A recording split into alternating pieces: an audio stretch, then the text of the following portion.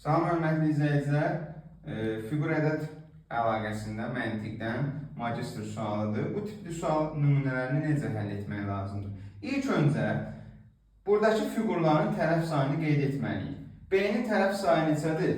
4. D 5-dir. Y 6-dır. A da 3-dür. Dairəni biz 0 olaraq qəbul edirik məntiqdə. A 0. Daha sonra buradakı rəqəmlər verir. A 30-dur, B 56-dır, C 0-dır, D 50-dir.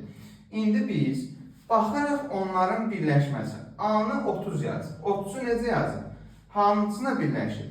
B-yə və Y-yə. Yəni 4 ilə 6-dan və lazım olarsa öz tərəf sayından 30 almalıyıq. Bunu necə ala bilərik?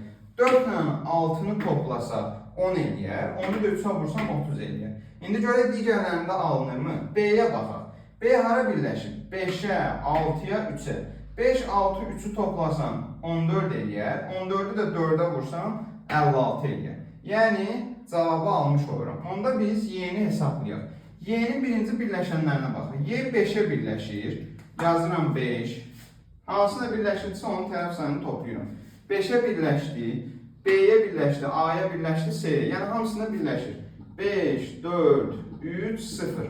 Hamısına birləşir. Sonra öz tərəf sayını vurmaq lazımdır.